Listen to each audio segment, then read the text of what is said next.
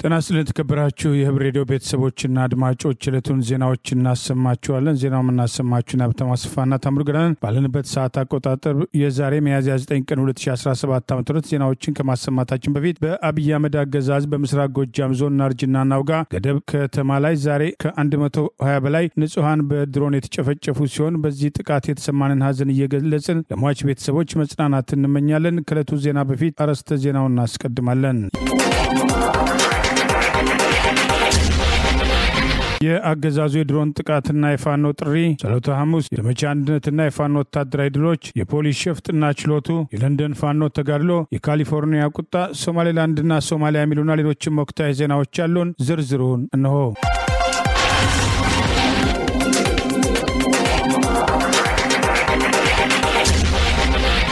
በአብይ አገዛዝ አየር ኃይል በተፈጸመ ድሮን ጥቃት በምስራቅ ጎጃም ዛሬ ብቻ ከ120 በላይ ሰላማዊ ሰዎች ተጨፍጭፈዋል። የአማራ ፋኖ በጎጃም እያንዳንዱ አማራ እጣው ይሄን መሆኑን አውቆ ለትግል እንዲነሳ ዳግም ጥሪ ያቀረበ።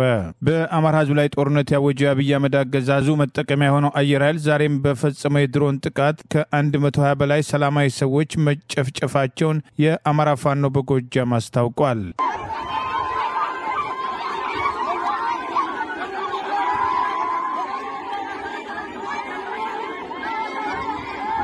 የአማራ ህዝብን ካልጨረስኩ እንቅልፍ አልተኛም ያለው ጨፍጫፊ አብይ አህመድ ቡድን በምስራቅ ጎጃም ዞን ናርጅና ናውጋ ወረዳ ገደብ በተባለችው አነስተኛ ከተማ ዛሬ ሚያዝያ 9 ቀን 2017 ከ100 በላይ ንጹሃንን በድሮን ተጨፍጭፈዋል ሲል አስታውቋል። የአማራ ፋኖ በጎጃም ዛሬ ባወጣው በዚሁ መግለጫ በአካባቢው የፋሲካ በዓልን ለማክበር የበዓል ቅድመ ዝግጅት ላይ የነበሩ ቤት ለመስራት በህብረት እንጨት ተሸክመው የነበሩ ንጹሃን የገደብ ከተማና የአካባቢው ነዋሪዎች በግፍ በጅምላ ተጨፍጭፈዋል ሲል አስታውቋል። ለአማራ ፋኖ በጎጃም አባላትና አመራሮች በሚል ባቀረበው ጥሪም በወገኖቻችን ላይ የተፈጸመውን የጅምላ የድሮን ጭፍጨፋ ድርጅታችን የአማራ ፋኖ በጎጃም ለመላ ወገናችን መጽናናትን እየተመኘ በወገናችን ላይ በደረሰው ጅምላ ጭፍጨፋ ከህዝባችን ጎን በመቆም እስከ መጨረሻ መስዋዕትነት ለመክፈል ከመቼውም ጊዜ በላይ በተጠንቀቅ ላይ እንድትቆሙ እናሳስባለን ሲል ጥሪ አቅርበዋል። ለመላው የአማራ ህዝብ በዛሬው ዕለት ሚያዝያ 9 ቀን 2017 ዓ.ም በናርጅና ናውጋ ወረዳ ገደብ ከተማ ላይ የተፈጸመው የጅምላ ድሮን ጭፍጨፋ የእያንዳንዱ አማራ ጣፈንታ መሆኑ ግልጽ ነው ያለው የአማራ ፋኖ በጎጃም በመሆኑም በቀጣይ ለምናደርገው ህዝባዊ ጥሪና የክተት አዋጅ ከዛሬ ጀምሮ እንድትዘጋጁና ይህንን ጨፍጫፊ ስርዓት ለማጥፋት የመጨረሻ መስዋዕትነት መክፈል ነጻነትህን በክንድህና በትግል እንድታረጋግጥ ስንል ጥሪ እናቀርባለን ሲል አሳውቀዋል። በጅምላ የተጨፈጨፈው ወገኖቻችን ነፍስ በአጸደ ገነት ያኑርልን እያል ለተጎጂ ቤተሰቦች መጽናናት እንመኛለን ሲል የአማራ ፋኖ በጎጃም ጭፍጨፋውን አስታኮ ዛሬ ሚያዝያ 9 ቀን 2017 ዓ.ም ባወጣው በዚሁ መግለጫ ጠቅሷል። ይበንዲ እንዳለ አገዛዙ በተመሳሳይ በትላንትናው ዕለት 21 ሰላማዊ ሰዎችን የጨፈጨፈ ሲሆን ከአንድ ቤት 5 ሰዎች በግፍ በአገዛዙ ስልጣን አስጠባቂ ሰራዊት አባላት ተገድለዋል። በአገታና ጭስ አባይ አካባቢ ንጹሃን ሰላማዊ ሰዎች ላይ አብይ አገዛዝ ስልጣን አስጠባቂ ወታደሮች በፈጸሙት ግፍ በስራ ላይና ቤተክርስቲያን አገልግሎት ላይ የነበሩ ንጹሃን በግፍ በአሸባሪው አብይ አህመድ ሰራዊት መጨፍጨፋቸውን የአማራ ፋኖ በጎጃም ትላንት አሳውቆ የነበረ ሲሆን የግንድ ሎሚ 3 ሰላማዊ ሰዎች፣ ንፋሻ 5፣ ወገርት 4፣ አግታ 4፣ አንጋር 5 በጥቅሉ 21 ሰላማዊ ሰዎች በአሸባሪው አብይ አህመድ ጭፍራ በግፍ ተጨፍጭፈዋል ሲል አስታውቋል። ይልማና ዴንሳ ወረዳ የአንጋር ቁስቋም ቤተክርስቲያን የአብይ አህመድ አሸባሪ ኃይል ማቃጠሉንም በዚሁ መግለጫ ጠቅሶ ነበር። ቤተክርስቲያኒቱ ጥንታዊ ነበረችና ከ500 ዓመት በላይ ታሪክ ያላት ስትሆን ነገር ግን ትላንት ቤተክርስቲያኗን ሰብረው በመግባት ሙሉ ንዋየ ቅዱሳቱን የዘረፈው የአብይ አገዛዝ ስልጣን አስጠባቂ ጦር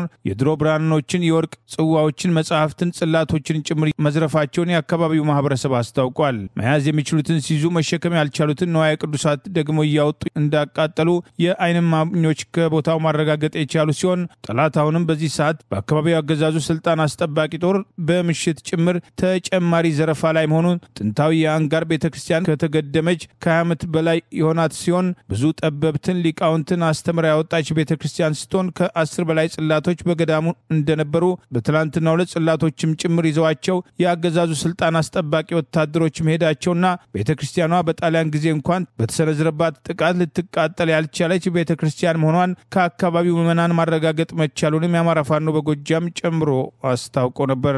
አብይ አህመድ ከዚህ ቀደም በአደባባይ በሰጠው ቃል እያንዳንዱ የድሮን ጥቃት እሱ አውቆና ፈርሞ የሚፈጸም ሲሆን የዛሬውም ጭፍጨፋ እንደተለመደው ከዚህ ቀደም እንዳደረጋቸው ሁሉ በጦር ወንጀል እሱና ጓደኞቹን የሚያስከስስ ግልጽ የዘር ማጥፋት ጭፍጨፋ በመሆኑ ከስርዓቱ ጋር የተሰለፉ ወገኖች የድርጊቱ ተባባሪ መሆናቸው እየተገለጸ ነው። የድሮን ጥቃቱን አስታኮ ዓለም አቀፉ የፖለቲካ ተንታኝ ማርቲን ፕላው ድርጊቱ መፈጸሙን መስማቱን በኤክስ ወይም ትዊተር ገጹ የጻፈ ሲሆን ይህንን ዋቢ በማድረግ የአማራ ፋኖ በጎጃም ምክትል ቃል አቀባይ ፋኖ ስቲበል አለሙ ዘሪሁን ዲያስፖራዎች ወይ አማራ እንደ ጫጩች እየተጨፈጨፈ ነው፣ እንደ ለንደን ፋኖች አደራችሁን ተወጡ፣ ህዝባችሁ እያለቀ ነው ሲል ጥሪ አቅርበዋል።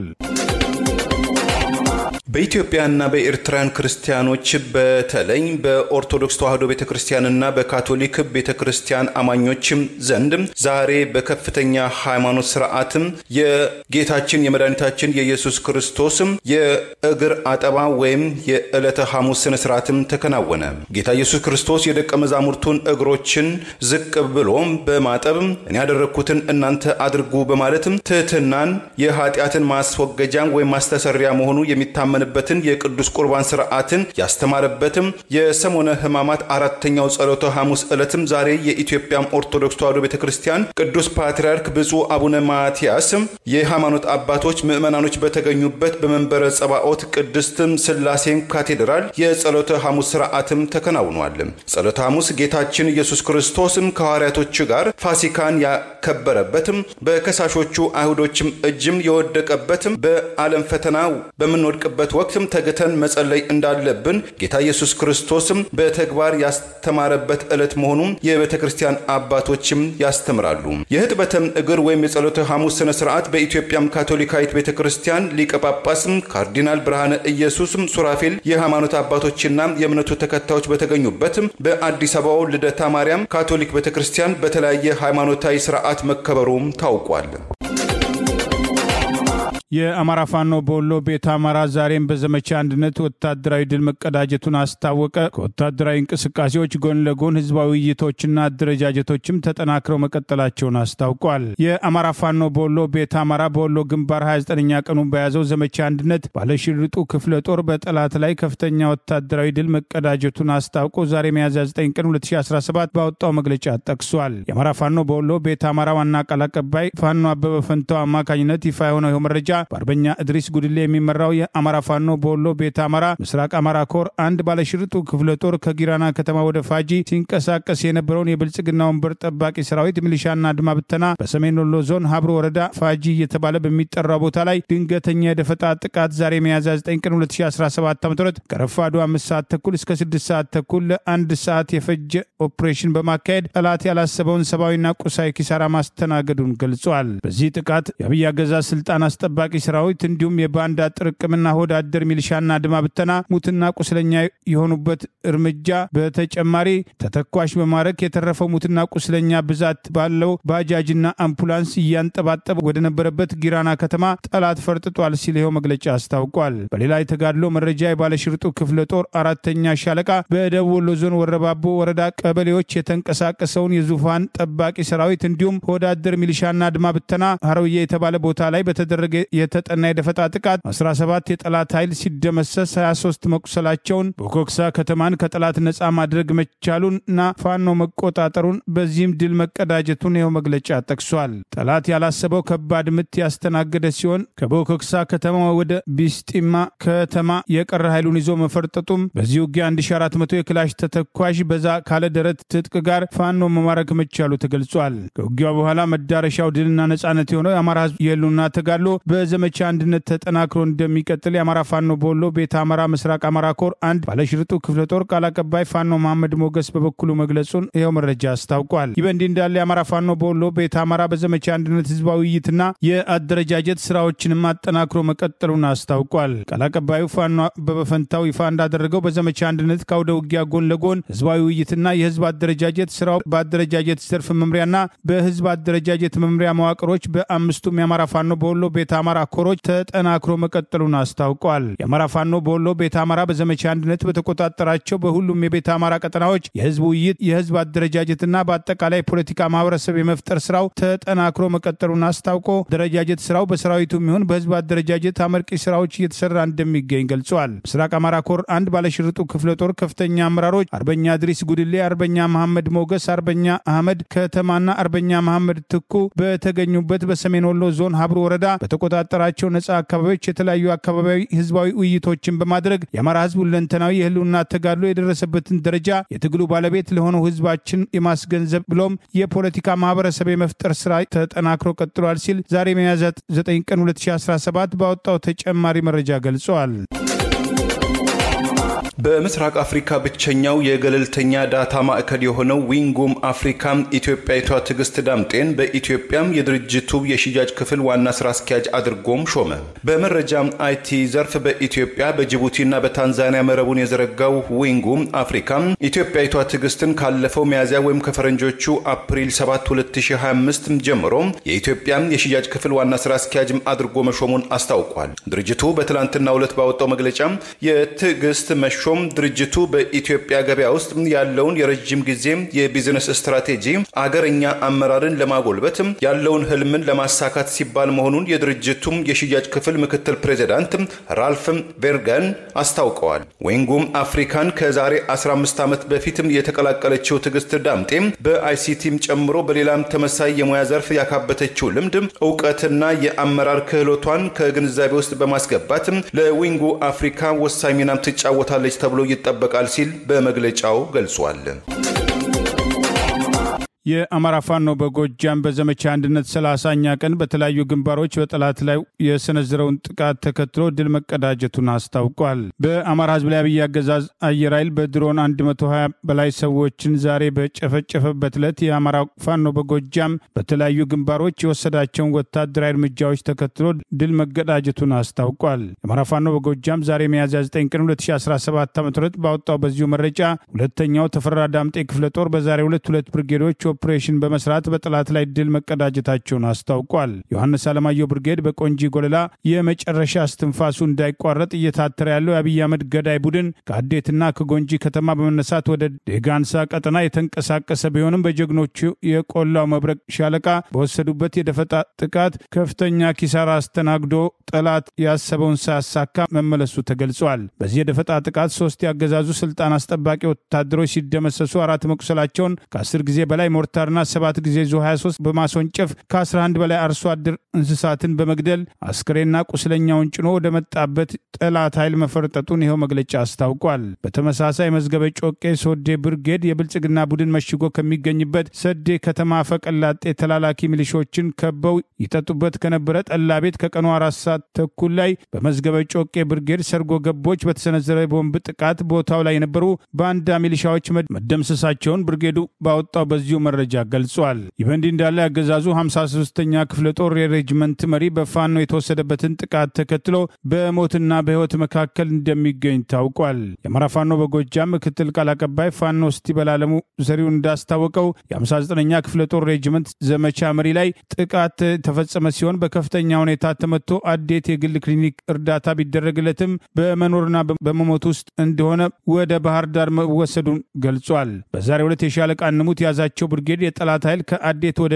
ደም ድንጋይ በመጓዝ ላይ ያለ ሻለቃ አንድ የበላይ ዘለቀ ሻለቃ ልዩ ቦታው ቃብና ገብርኤል ላይ በተጠናና በተደራጀ በትክክለኛ መረጃ በተመሰረተ የደፈጣ ጥቃት ጠላትን ሙትና ቁስለኛ በማድረግ የተሳካ ውጤታማ ኦፕሬሽን ማካሄዱንም ገልጿል። የሕክምና ባለሙያዎች ላይ መረጃውን ለፋኖ ታደርሳላችሁ ማለት አካላዊ ጉዳት ድብደባ የፈጸመው ያገዛዙ ስልጣን አስጠባቂ ጦር የህዝብ ልጅ ከሆነው ፋኖ መረጃ እንደማይሰወርም አስታውቋል። ይህ በእንዲህ እንዳለ ከውጊያ ጎን ለጎን የአማራ ፋኖ በጎጃም አደረጃጀቶቹን የማጠናከር ስራዎችን የቀጠለ ሲሆን ለ2 ሳምንታት ሲያደርገው የነበረውን የአማራ ፋኖ በጎጃም 5ኛው ክፍለ ጦር የነበሩትን ውስጣዊ ችግሮች የአማራ ፋኖ በጎጃም ከፍተኛ አመራሮች በተገኙበት ከ2 ሳምንት ግምገማና ጥልቅ ውይይት በኋላ በዛሬው ዕለት የአመራር ሪፎርም በማድረግ ማጠናቀቁን አስታውቋል። በዚህም የአማራ ፋኖ በጎጃም 5ኛው ክፍለ ጦር ሰብሳቢ አርበኛ ደመላሽ አድነው፣ ምክትል ሰብሳቢ ፋኖ አዱኛ ጥላሁን ጨምሮ በየደረጃው ኃላፊነት የተሰጣቸው ዋና ዋና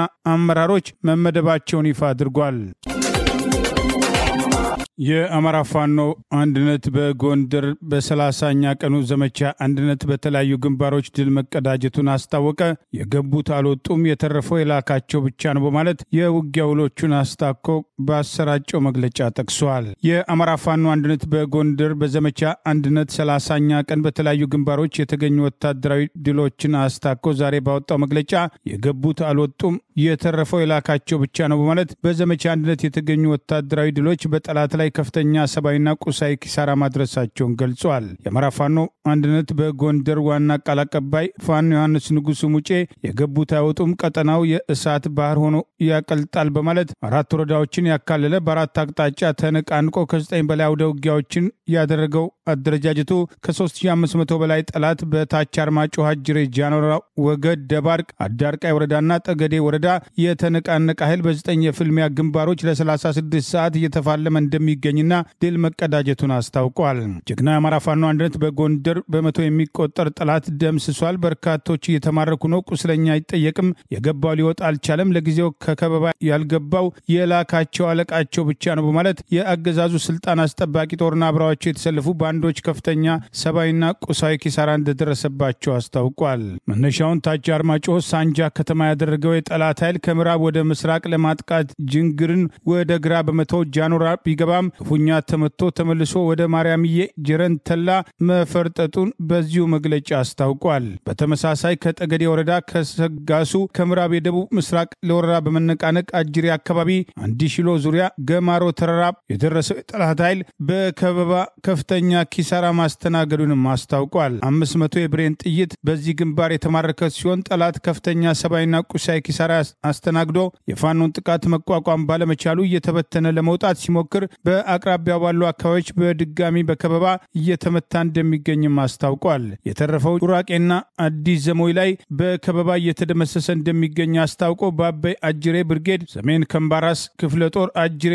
ብርጌድ፣ ጭና ክፍለ ጦር፣ ዘራይ ክፍለ ጦር፣ በሬ ማለደ ሻለቃ ከደባርቅ የተነሳ ጥራይን ወደ ቀኝ በመተው ወደ ቅዱስ ጊዮርጊስ የተንቀሳቀሰ ሲሆን የዘመቻው ተልዕኮ ለመፈጸም የታዘዘ አብይ አገዛዝ ስልጣን አስጠባቂ ጦር መሞቻ መሬቱ ሰተት ብሎ መግባቱና በዚህም ከፍተኛ ኪሳራ ጠላት ማስተናገዱን አስታውቋል። የአማራ ፋኖ አንድነት በጎንደር ሰራዊት ወታደራዊ ዕቅዱን በማሳካት የገባው እንዳይወጣ ወገቡ ተቆርጦ ጭንቅላቱ ተቀጥቅጦ እንደወጡ የሚቀሩበት የወገን ከፍታ ቃሉን ጠብቆ መቀበሪያቸው ሆኗል በማለት በተለያዩ ግንባሮች እየደረሰባቸው ያለው ከፍተኛ ወታደራዊ ኪሳራ መሆኑን አስታውቋል። አዳርቃይ ዛሪማ 07 ወረዳዎች አልፎ ከሰሜን ወደ ምዕራብ ለማጥቃት ወደ አጅሬ ተጉዞ የደረሰው የጠላት ኃይል ያልጠበቀውን ኪሳራ ማስተናገዱን ጭና ጎቤ፣ ሰሜን አምባራስ፣ ድብ ጠለም፣ ተከዜ ክፍለ ጦሮች የተውጣጣ ከ6 ብርጌድ በላይ በማሰለፍ ጠላትን በተናበበና በተቀናጀ መንገድ በማጥቃት ድል መቀዳጀታቸውን አስታውቋል። ጠላት ባንዳ አድማ ብተናና ሚሊሻ አባላትን ጨምሮ ከ3500 በላይ ኃይል ያሰለፈ ቢሆንም በሁሉም ግንባሮች ከፍተኛ ኪሳራ በማስተናገድ ሰብአዊና ቁሳዊ ኪሳራ ደርሶበት ያሰበውን ማሳካት አለመቻሉን የአማራ ፋኖ አንድነት በጎንደር ባወጣው በዚሁ መግለጫ አስታውቋል።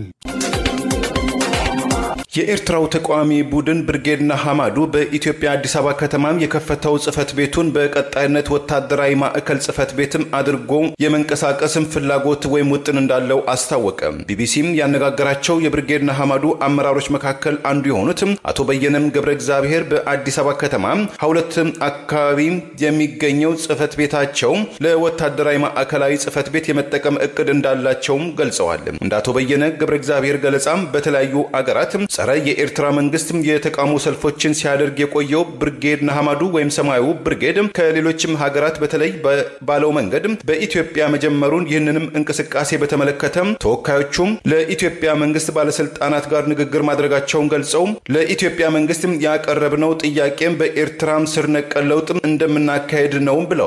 የኤርትራ መንግስት ለሰላማዊ ትግል በር አልከፈተም፣ አገዛዙን በሰላማዊ ትግል አይፈርስም የሚል አመለካከት ያላቸው ሁለቱም የሰማያዊ ብርጌድ ወይም የብርጌድ ንሓመዱ አመራሮች ብቸኛው መፍትሄ በአቶ ኢሳያስ አፈወርቂ አገዛዝ ላይ የትግል ማድረግ ነው የሚል አመለካከት እንዳላቸው ለቢቢሲም ተናግረዋል። እንደ አቶ በየነም ገለጻ አብዛኛው ኤርትራዊ ዜጎች በግዳጅ ወታደራዊ ስልጠና ላይ የተሰማሩ በመሆናቸው ምናልባትም አሁንም ላሉት ዘመናዊ የጦር መሳሪያዎች ካልሆነ በስተቀር አዲስ ወታደራዊ ስልጠና የማያስፈልጋቸው ኤርትራዊ ወጣቶች አለመኖራቸውን ገልጸዋል። የትግል ለማድረግ አባላትን እየመለመለ መሆኑን የገለጹት አቶ በየነ በጉዳዩ ዙሪያ ከኢትዮጵያ ወታደራዊ ባለስልጣናት ጋር ውይይት ስለመደረጉ አለመደረጉም ዝርዝር ማብራሪያም ከመስጠትም ተቆጥበዋል። ይህንን ጉዳይ ይከታተላሉ የተባሉ የወታደራዊ ክንፍ አመራሮች አሉን ሲሉም ተናግረዋል። ኢትዮጵያ ለምን የብርጌድ ንሓመዱን መታገያ ማዕከልነት ለምን ተመረጠች ለሚለው የቢቢሲም ጥያቄ አቶ በየነ ከ300,000 በላይ ኤርትራውያን በኢትዮጵያ በመኖራቸው ኢትዮጵያ የአፍሪካ ህብረት የዲፕሎማቶች መቀመጫ መሆኗን በምክንያትነትም ጠቅሰዋል። በአፋር ክልል ቢሮ ለመክፈትም እቅድ ያለው ብርጌድ ንሓመዱ አመራሮቹ በቅርቡ በአፋርና በትግራይ ክልሎች ጉብኝት ያደረጉ ሲሆን ከኢትዮጵያ መንግስት በኩል የደህንነት ዋስትናም ተሰጥቶናል፣ እኛም የውስጥ የጸጥታም ጥበቃ አለን በማለትም አቶ በየነም ተናግረዋል።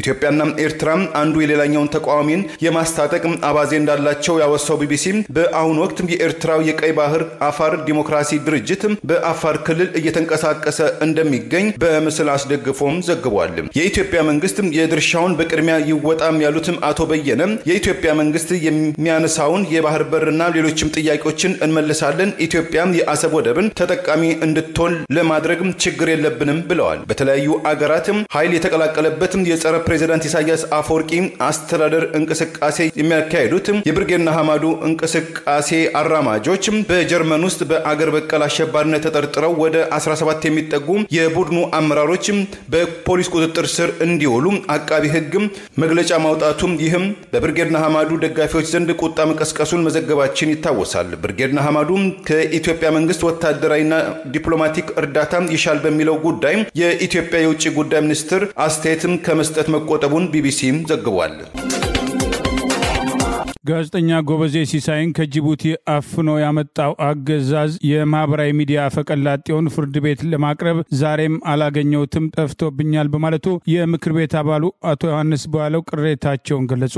በአማራ ማንነታቸው ሳቢያ ታስሮ ግፍ ከተፈጸመባቸው የህሊናና የፖለቲካ እስረኞች አንዱ የቀድሞው የምክር ቤት አባል አቶ ዮሐንስ ቧያለው ከአገዛዙ የማህበራዊ ሚዲያ ፈቀላጤዎች አንዱ የሆነውና የቀድሞው ዩኒቨርሲቲ መምህር ስዩም ተሾመ በእነሱና በሌሎችም የፖለቲካና ህሊና እስረኞች ላይ ከፈተውን የስም ማጥፋት ዘመቻ ተከትሎ ለፌዴራሉ ከፍተኛ ፍርድ ቤት ችሎት አቤት ማለታቸውን መሰረት ማድረግ ባለፈው አጥቼዋለሁ እየፈለኩት ነው ያለው ያገዛዙ ፌዴራል ፖሊስ ዛሬም ላገኘው አልቻልኩም ማለቱን ተከትሎ ጋዜጠኛ ጎበዜ ሲሳይን ከጅቡቲ አስሮ ያመጣው አገዛዝና ፖሊስ ላፍቶ ላይ ቢሮ ከፍቶ በየቀኑ የፍርድ ቤት ዳኞችን ሲሳደብ የሚውል ግለሰብ ተሰውሮብኛል ማለቱ አሳፋሪ መሆኑን በመጥቀስ ተቃውሟቸውን ገልጸዋል። በፌዴራል ከፍተኛ ፍርድ ቤት ልደታ ምድብ የሽብር ወንጀል ምድብ ችሎት በተባለውና ብዙዎቹ የአማራ ብሔር ተወላጅ የህሊናና የፖለቲካ እስረኞች ጉዳይ በሚታይበት ችሎት የሚቀርቡት የቀድሞ የምክር ቤት አባሉ አቶ ዮሐንስ ቧያለውና አቶ ክርስቲያን ታደለ ስዩም ተሾመ የተባለው ግለሰብ በቁጥጥር ስር ሆነ ሳለ በማህበራዊ ሚዲያ ስማችን እያጠፋ ነው በሚል ለችሎቱ አቤት ማለታቸውን ተከትሎ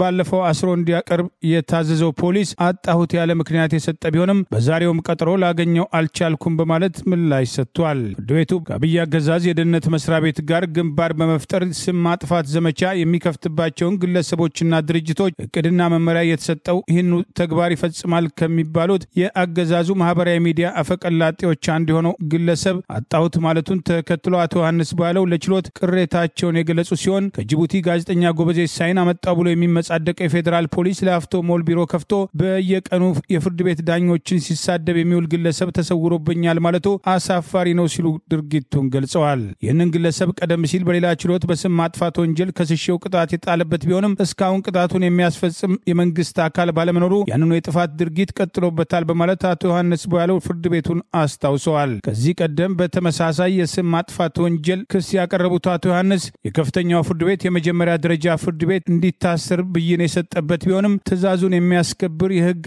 አካል በአገዛዙ ደጋፊ ላይ ተፈጻሚ እንደማይሆን በተግባር አሳይቷል በሚል ከዚህ ቀደም መጠቀሱ አይዘነጋም። የኔን ስም በተደጋጋሚ ማጥፋቱ የተለመደ ቢሆንም አሁን ደግሞ የዚህን ችሎት ዳኞች ስም እያጠፋና በችሎቱ ላይ ግልጽ የሆነ ተጽዕኖ እየፈጠረ በመሆኑ ትክክለኛ ፍትህ እናገኛለን ለማለት እንቸገራለን ሲሉ አቶ ዮሐንስ ቦያለው ለችሎቱ ቅሬታቸውን ገልጸዋል። ሌላው የምክር ቤት አባልና ያለመከሰስ መብታቸው ሳይነሳ ተደብድበው የታሰሩት በአዋሽ አርባ እንደ አቶ ዮሐንስ ቦያለው ሁሉ ከፍተኛ ስቃይ የተፈጸመባቸው አቶ ክርስቲያን ታደለ በበኩላቸው ለችሎቱ ስዩም ተሾመ የጠቅላይ ሚኒስትሩ የማህበራዊ ሚዲያ አማካሪ ሲሆን ፖሊስ ይህንን ሰው ማቅረብ ያልቻለው ስዩም አንደኛ ደረጃ ዜጋ ስለሆነ ነው። አንደኛ ደረጃ ዜጎች ከህግ በላይ ስለሆኑ ፍርድ ቤት መቅረብ አይችሉም። ፍርድ ቤት ተገደው የሚቀርቡ ሁለተኛና ሶስተኛ ዜጎች ብቻ ናቸው። ስዩም አማራ ቢሆን ኖሮ ተገዶ ይቀርብ ነበር። ምክንያቱም በአሁኑ ወቅት አማራ ሶስተኛ ዜጋ ሆኗል። 200 አማራዎችን በወቅታዊ ጉዳይ ላይ በተገናኘ በሚል ጓዳ ጎድጓዳ ውስጥ ገብቶ በእስር ቤት እያጎረ ያለ ፖሊስና አቃቤ ስዩም ተሾመን አዲስ አበባ ውስጥ ተሰውሯል ሲባል ያሳፍራል ሲሉ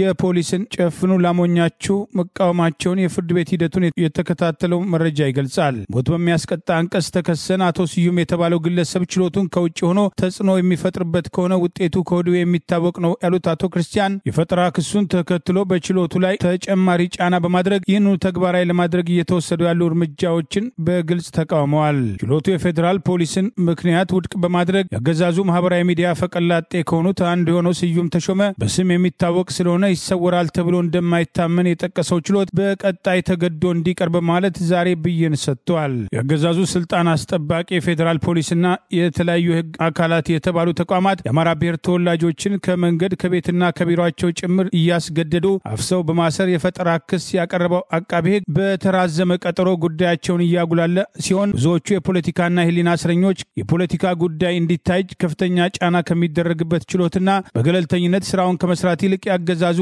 አገልጋይ በመሆን ተጨማሪ ጥቃት እየከፈተባቸው ያለውን የአቃቤ ግን የፈጠራ ድርጊት በማጋለጥ ፍትህ እናገኛለን ብለው እንደማያምኑ በተለያዩ ጊዜያት መግለጻቸው አይዘነጋም።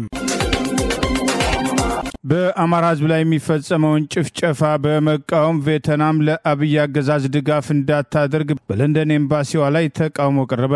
በአማራ ህዝብ ላይ ጦርነት የከፈተውና የዘር ጭፍጨፋ እየፈጸመ በጦር ወንጀል የሚያስጠይቀውን ድርጊት እየሰራ የሚገኘው አብይ አህመድ ሰሞኑን በቬትናም ያደረገውን ቆይታና ከቬትናም መንግስት ጋር በትብብር ለመስራት ስምምነት እያደረግን ነው ማለቱን ተከትሎ በለንደን የሚገኙ ፋኖች አስተባባሪነት ዛሬ በለንደን የሚገኘው ቬትናም ኤምባሲ በመሄድ ተቃውሟቸውን አሰምተዋል። ከዚህ ፋሺስትና ጨፍጫፊ በአማራ ህዝብ ላይ ጦርነት ከፍቶ ንጹሃንን በድሮን ከሚጨፈጭፍ አምባገነን ጋር የቬትናም መንግስት ሊሰራ አይገባም፣ ይሄ ጨፍጫፊ ነው በማለት ተቃውሟቸውን ያሰሙ ሲሆን የኤምባሲው ሰራተኞችና ኃላፊዎች ያልጠበቁትን ተቃውሞ ማስተናገዳቸውን ተከትሎ እባካችሁ ደጅ ሆናችሁ እንነጋገር እስከ ማለት መድረሳቸው ታውቋል።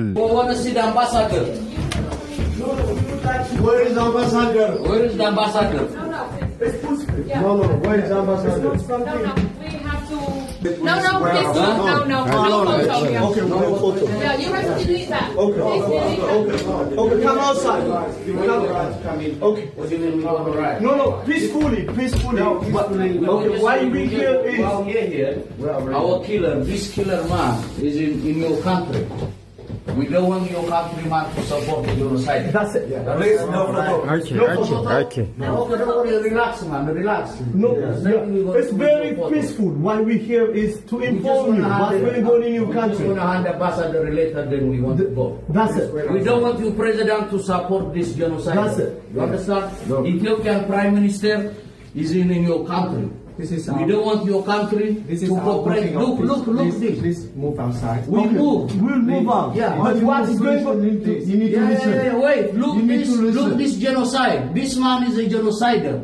We don't want your country to support the genocide. You understand? More than 5 million Amara people has been affected by this government, Ethiopian government. You want to see the ambassador? We just want to give a letter, then we want to go outside. Okay? Ambassador is not here today. Okay, we'll wait outside. We'll wait outside. የለንደን ፋኖች በቅርቡ በአማራ ህዝብ ላይ የሚካሄደውን የዘር ጭፍጨፋ በመቃወም ተመሳሳይ ጠንካራ የተቃውሞ ሰልፍ አድርገው የነበረ ሲሆን ከአማራ አልፎ በተለያዩ የኢትዮጵያ አካባቢዎችም በህዝብ ላይ የሚፈጸሙ ጭፍጨፋዎችን በማውገዝ በስር ላይ የሚገኙ የህሊናና የፖለቲካ እስረኞች እንዲፈቱ ጥሪ ማድረጋቸው አይዘነጋም። አብይ አህመድ ሰሞኑን በቬትናም ያደረገውን ጉብኝት ተከትሎ በተቆጣጠራቸው ያገዛዙ መገናኛ ብዙሃን ይህን ጉብኝት ሰፊ ሽፋን በመስጠት በአገር ውስጥ ንጹሃንን እየጨፈጨፈ ምንም እንዳልተፈጠረ አድርጎ ለማሳየት የሞከረ ቢሆንም የለንደን ፋኖች ዛሬ ቬትናም ኤምባሲ ያልጠበቀውን ተቃውሞ በማቅረብ ከዚህ ጨፍጫፊ ጋር የሚሰራ የትኛውም ሀገር ላይ ከዚህ ቀደም አረብ ኤሚሬትና ቱርክ ላይ እንዳደረጉት ሁሉ ጠንካራ ተቃውሟቸውን አቅርበዋል። The president of Vietnam, stop supporting a genocide, stop buying drones for Abiy Ahmed, stop buying tanks and machine guns to kill innocent children, Amhara children and mothers in Ethiopia. The Vietnam government, remove Abiy Ahmed from your country. Don't cooperate with the killer. Don't cooperate with a genocider. The Vietnam government, African Union, EU, the British government, stop funding drones, stop funding to buy drones to kill innocent children in Ethiopia. You are inviting the killer. You are inviting the killer. Abiy Ahmed is a genocider. Abiy Ahmed is a genocider. Abiy Ahmed is a killer. Abiy Ahmed is a killer. The Vietnam government, shame on you. The Vietnam government, shame on you. የአሜሪካውም ካሊፎርኒያ ግዛት ፕሬዚዳንት ዶናልድ ትራምፕ በቅርቡ የጣሉትን ታሪፍ በመቃወም ክስ መሰረተች። ከአሜሪካ ግዛቶች ሁሉ ከፍተኛ ኢኮኖሚ የምታንቀሳቅሰው እንደዚሁም የግዙፍ ፋብሪካዎችና እርሻዎች መገኛ የሆነችው የካሊፎርኒያ ግዛት የፕሬዚዳንት ዶናልድ ትራምፕን ታሪፍ በመቃወም ክስ መመስረቷን የግዛቲቱ ሀገረ ገዢ ጋቪን ኒውሰም አስታውቀዋል። ዶናልድ ትራምፕ በዓለም አቀፍ ሀገራት ላይ የጣሉትን ታሪፍ በመቃወም ለመጀመሪያ ጊዜ በተመሰረተው የግዛቲቱ ክስ የፕሬዚዳንት ዶናልድ ትራምፕ አስተዳደር ይህንን ፕሬዚዳንታዊ ትዕዛዝ ለማስተላለፍ የተጠቀመበት ህግን ተቃውመውታል። ካሊፎርኒያ ከየትኛውም የአሜሪካ ግዛቶች በመቅደም በዓለም አምስተኛዋ ግዙፍ ኢኮኖሚ ያላትም ስትሆን በግዛቲቱ ውስጥ ግዙፍ የማሽነሪንግ ኩባንያዎችና ሰፋፊ እርሻዎችም ይገኛሉ። ታሪፍ በዓለም አቀፍ ንግድ ላይ የሚያስከትለውን አለመመጣጠን ይፈታተናል ሲል የሚከራከረው ዋይት ሃውስ የቀረበበትን ክስ ውድቅ አድርጎ የአሜሪካንን ኢንዱስትሪዎችን እየጎዳ ያለውን ብሔራዊ ድንገተኛ አደጋ መፍትሄ ለመስጠት መስራቱን እንደሚቀጥልም አስታውቀዋል። ይሁን እንጂ የዋይት ሃውስ ቃል አቀባይ ኮሽ ዴቪድ ጋቪን ኒውሰም በካሊፎርኒያ የተንሰራፋውን ወንጀል የቤት እጦትና አልመጣጠን ያለ ኑሮን ከማተኮር ይልቅ አገራችንን እየጎዱ ነው ያለው የንግድም ጉድለትን ለመፍታት ፕሬዚዳንት ትራምፕ የሚያደርጉትን ታሪካዊ ጥረትን ለመሞገት ጊዜውን እያጠፉ ነው ሲሉም ወንጅለዋል። ኒውሰም እናም የግዛቲቱ አቃቢ ህግ በትላንትናው ዕለት ቦንታ ክስ መመስረታቸውን ይፋ ያደረጉት በካሊፎርኒያ የአልሞንድ እርሻ መካከል ተገኝተው በሰጡት ጋዜጣዊ መግለጫ ሲሆን የዓለማችን 82% ኤልመንድን የምታመርተው የካሊፎርኒያ ግዛት አርቲኮክ የወይራ ዛፍ ዋልነትና የዘቢብ ብቸኛዋ አምራች መሆኗን መረጃዎች ይገልጻሉ። የካሊፎርኒያ ግዛት አስተዳዳሪ የሆኑት ኒውሰም ዶናልድ ትራምፕ በጣሉት ታሪፍ የተነሳ ግዛቲቱም ፍትሃዊ ባልሆነ መልኩ ተጎድታለች በማለትም ቅሬታቸውን ገልጸዋል። የዲሞክራቶች ግዛት የሆነችው ካሊፎርኒያ የመሰረተችው ክስም ፕሬዚዳንት ትራምፕ ዓለም ሀገራት ላይ ታሪፍ ለመጣል የተጠቀሙበትን ኢንተርናሽናል ኢመርጀንሲ ኢኮኖሚ ፓወርስን አክት የተሰኘ ህግም ለእንዲህ አይነትም ታሪፍ ጥቅም ላይ ውሎ አያውቅም፣ ስልጣኑም የአሜሪካ ኮንግረስ እንጂ የፕሬዚዳንት ዶናልድ ትራምፕ አይደለም በማለት መሞገቱም ታውቋል።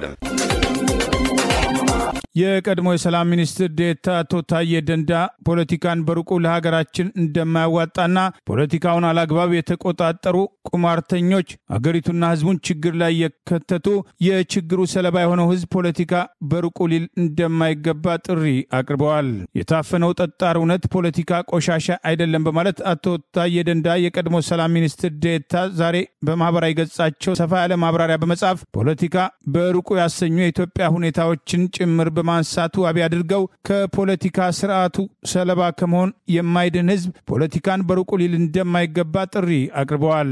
ሀገራችን ኢትዮጵያ ከማንም በላይ የተበላሸ ፖለቲካ ሰለባ ሆናለች ያሉት አቶ ታዬ ብልሽቱ አድዋ ላይ ለጥቁሮች የነጻነትና የክብር ችቦ የለኮሰውን ታላቅ ህዝብ ዛሬ ከፋፍሎ እያባላውና አደይቶ ለስደት እየዳረገው አንገቱን አስደፍቶታል።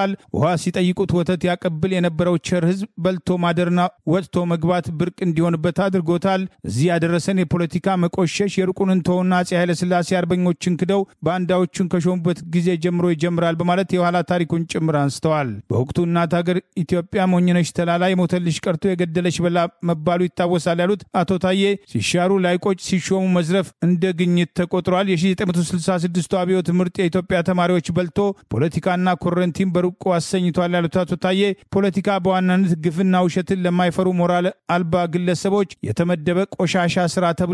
በኢህአዴግ ምሁር አደርባይ ነው በሚል በአብዛኛው ፖለቲካ ላልገባው ወንበር ተሰጥቷል። የሹመት መስፈርቱ የፖለቲካ ታማኝነት እንጂ ዕውቀትና ብቃት አለመሆኑ በግላጭ ተነግሯል በማለት የሀገሪቱን የፖለቲካ ችግር ለማንሳት ሞክረዋል። ዛሬ ላይ የነበረው ብልሽት መታረም ሲገባው ፖለቲካችን የመጨረሻ ቆሽሿል። ፖለቲካ ሴረኝነትና ቁማርተኝነት መሆኑ በግልጽ የሚናገሩ ግለሰቦች ስልጣን ለመያዝ በቅተዋል። በዚህ ምክንያት የዜጎቻችን ህይወት ከአበባ ቅጠልና ከ200 ብር በታች ሆኗል። ለአፍሪካ ኩራት ምልክት የነበረው ህዝብ ለራሱ መሆን አቅቶታል። እያንዳንዱም በትግል ስም ያልተገባ ትርክት ፈብርኮ የሌለ ልዩነት እየፈጠረና ትናንሽ ስንጥቆችን እያሰፋ ቁማርተኞችን በነጻ ሲያገለግል ይታያል። በታሪካችን ከገጠሙን አደጋዎች ይህ ትልቁ ይመስላል ያሉት አቶ ታዬ በጸጥታው፣ በኢኮኖሚ፣ በማህበራዊ፣ በዲፕሎማሲው ረገድ ዙሪያ መለስ ቀውስ ውስጥ ከቶናል። ከክብደቱ አኳያ አደጋው ሰላምን፣ ነጻነትን፣ ፍትህን፣ እኩልነትና ሀብት ንብረትን ብቻ ሳይሆን ሀገርንም ሊያሳጣን ይችላል። በተቻለ ፍጥነት መቀልበሱ ለሁሉም የህልውና ጉዳይ ይሆናል ሲሉ ጥሪ አቅርበዋል።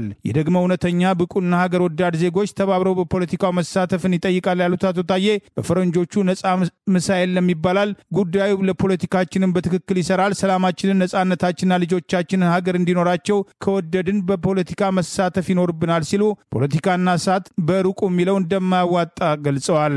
በፖለቲካ ያገባኝም አይባልም። ፖለቲካ በተለይም የተበላሸው አንተ ባትፈልገውም ፈልጎ ያገኝሃል። አርሶ አደር ከሆንክ በማዳበሪያና በግብር አስታኮ ይመጣብሃል። ከይዞታ ሊያፈናቅል ወይም ማሳ የጦር ሜዳ ሊያደርግብህ ይችላል።